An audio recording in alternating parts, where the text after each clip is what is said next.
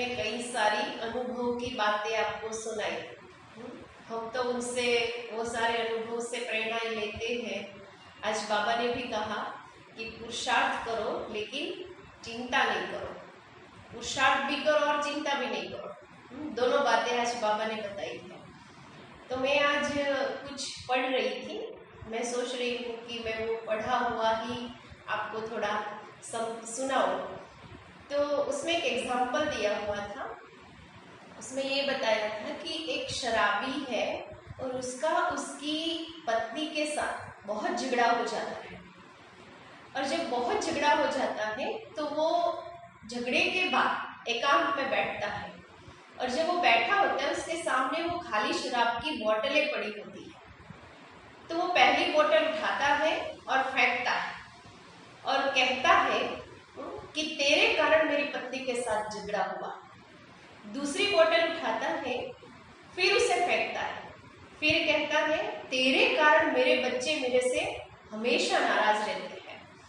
तीसरी बोतल उठाता है, फेंकता है और कहता है कि तेरे कारण मुझे नौकरी नहीं मिलती है, नौकरी में मुझे प्रॉब्लम होती है। और जब चौथी बोतल उठाता है तो वो भरी हुई होती है। और वो जब भरी हुई होती है तो कहता है कि तेरा कोई दोष नहीं है, तेरे कारण मुझे कोई प्रॉब्लम नहीं होती है।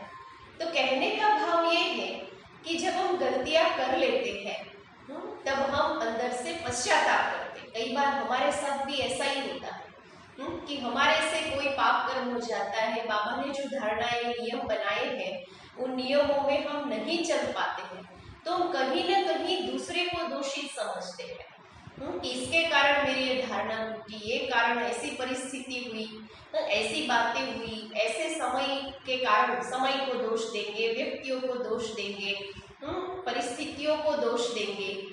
लेकिन कहीं ना कहीं जो गलतियां मेरे से हुई उसमें मैं खुद भी जिम्मेवार हूँ, ये रियलाइजेशन नहीं होता है।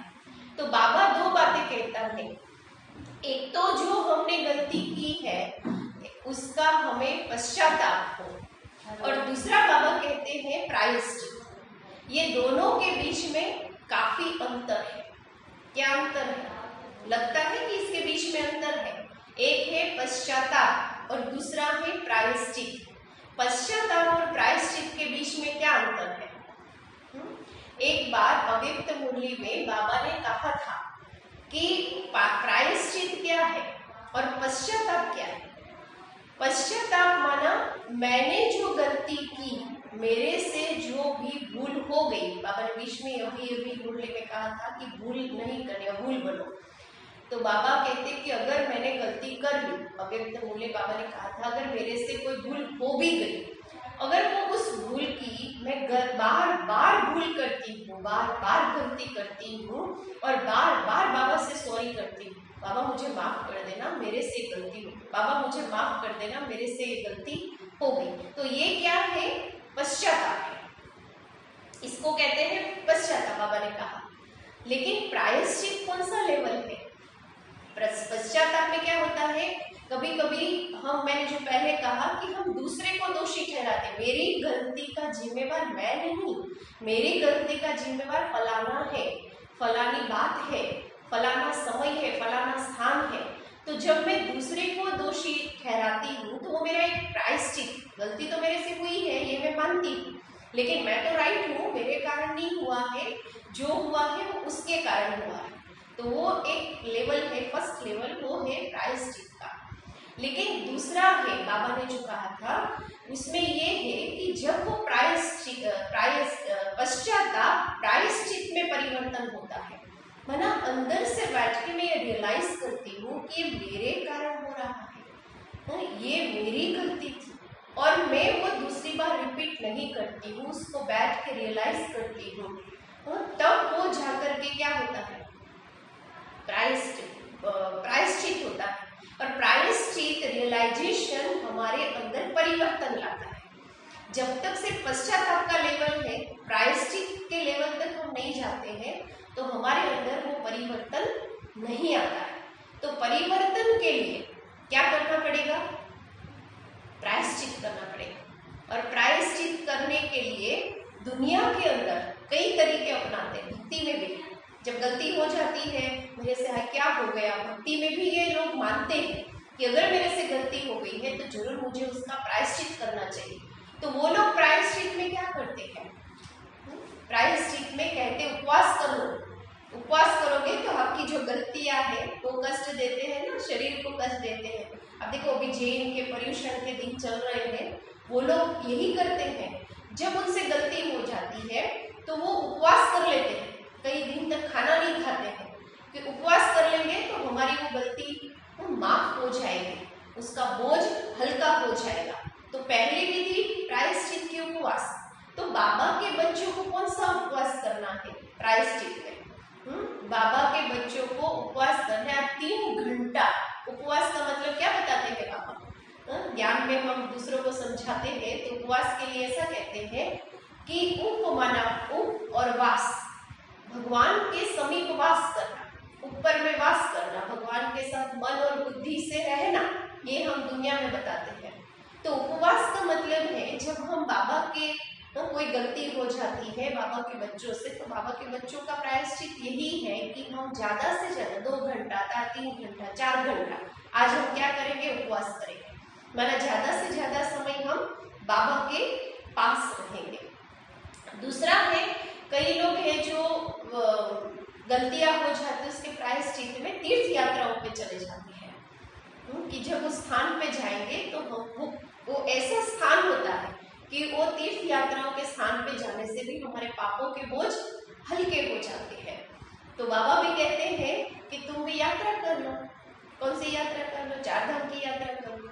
यहाँ बैठे बैठे बाबा ने तो इतना अच्छा हमें ये 4 धाम दिए हुए हैं, उस 4 धाम की यात्रा कर लो, परम धाम की यात्रा कर लो, सूक्ष्म वतन की यात्रा कर लो। तो ये यात्रा करने से भी हमारा जो बोझ है वो क्या हो जाएगा, हल्का हो जाएगा। दूसरा कहते हैं कि जब हमारे से गलती हो जाती है तो हमें तप कर लेना चाहिए। तप करने से भी प्रायश्चित होता है, वो हमारी गलती का बोझ हल्का हो जाता है। तो तप कौन सा है? बाबा ने तो सबसे बड़ा तप क्या कहा है? सबसे बड़ा तप है कि हम कुछ घंटों के लिए अपने आप को बिठा दे बाबा के कमरे में, चाहे मन लगे या न लगे। जिसे दुनिया में भी हठ क्रिया करते हैं ना, ऐसे कई बार हम गलती करते हैं तो ऐसा नहीं होता है कि हम बाबा के में बैठ जाएंगे, हमारा मन लग जाएगा, बाबा के प्रति हम कॉन्सेंट्रेट हो जाएंगे, ऐसा नहीं होता है क्योंकि गलती का बोझ भी है। लेकिन फिर भी हम 4 घंटे के लिए अपने आप को उस तप में बिठा दें और इस प्रकार से बैठे अलर्ट होकर के कि आज मुझे ऐसे तप करना है जिस तप के अंदर वो ज्वाला प्रज्वलित हो, योग अग्नि प्रकट हो, ऐसे बैठना है जिससे हमारे पापों का बोझ, जो गलतियां हुई उसका बोझ हल्का हो जाए। तो एक है तप करना, पहला क्या कहा था? उपवास करना। दूसरा कहा तीर्थ यात्रा करना। तीसरा कहा था तप करना। और चौथा उसने बताया था अनुतप करना। माना अनुतप का मतलब है कि जब आप बैठे हो एकांत में तो सोचो उस गलती को कि क्यों हुई थी मेरे से ये गलती, उसको रियलाइज करो, उसको रियलाइज, गहरे से रियलाइज करना, ये अनुतप है। और फिर उसके लिए आगे कहा है होम यज्ञ करो। जब गलती हो जाती है तो क्या करते हैं? यज्ञ करते हैं, होम यज्ञ करते हैं। उस यज्ञ में क्या करते हैं? स्वाहा, हर बात को स्वाहा करते हैं। ऐसे हम भी बाबा की याद में उस यज्ञ में अपनी उन गलतियों को स्वाहा करते हैं। ऐसे स्वाहा करें कि दूसरी बार वो ना हो। और दूसरा कहते हैं कि जप करो। जब कोई गलती हो जाती है तो जप करो। जप करो, कौन सा जप करो? स्वमानों का जप करो। मैं कौन हूँ, मैं कैसी आत्मा हूँ। ये स्वमान का जो जप है वो हमारे अंदर ऐसी शक्ति भरता है जो हमारी उन पापों की, उन गलतियों को, उसके बोझ को हल्का कर देता है, हमारा एकदम परिवर्तन कर देता है। ये बहुत अच्छी विधि है स्वमान का अभ्यास। उससे हमारी आत्मा में बहुत एनर्जी आ जाती है। और इतनी एनर्जी आती है कि जो वो गलती हुई है या भूल हुई है या जो भी धारणाएं हमारी टूटी है, जो भी बाबा की आज्ञा का उल्लंघन हुआ है, तो उसमें स्वमान में रहने से बाबा इतनी शक्ति भरता है। सूरज भाई जी तो बहुत बताते हैं इसे स्वमानों के अभ्यास का प्रयोग, जिससे कईयों को कितना फायदा हो। जैसे कोई कर्म भोग आ गया, बीमारी आ गई, तो नेचुरल बाबा हमेशा कहते हैं कि कोई ना कोई हमारे ऐसे कर्म थे जिसकी ये भोगना, तो गलती की ही तो भोगना है ना, कर्म भोग। तो उस टाइम पे ऐसे स्वमान हमेशा वो कहते हैं कि उस स्वमान का अभ्यास करो। उस स्वमान के अभ्यास से, वो जप से क्या हो जाता है, उसका बोझ हल्का हो जाता है। और दूसरा कहते हैं स्नान करो, पापों से मुक्त होना है, तो अभूल बनना है, उसे धो दो, स्नान करो। कौन सा स्नान कर लो, कैसे स्नान करो, तो बाबा ने वैरागी बन करके स्नान करना है, बाबा की याद में बैठ करके आत्मा को धोना है, कि पापों को धोना है। और उसके साथ साथ एक बहुत अच्छी बात बताई है उस बोझ से हल्का होने की। उसके लिए कहा है अभिश्रेष्ठ करो। अभिश्रेष्ठ माना सबके सामने उस गलती को एक्सेप्ट करो, स्वीकार कर लो। जब हम सबके सामने उस भूल को एक्सेप्ट कर लेते हैं, स्वीकार कर लेते हैं कि हाँ ये मेरी गलती है, तो भी बाबा कहते हैं, वो बड़ी हिम्मत की बात होती है। और उस हिम्मत से हमारे अंदर इतनी शक्ति आती है कि उस गलती का बोझ, उस भूल का बोझ, उस कर्म का बोझ हमारा हल्का हो जाता है। इसलिए बाबा यही कहते हैं कि बीच बीच में ऐसा योग करना चाहिए, प्रायश्चित वाला योग।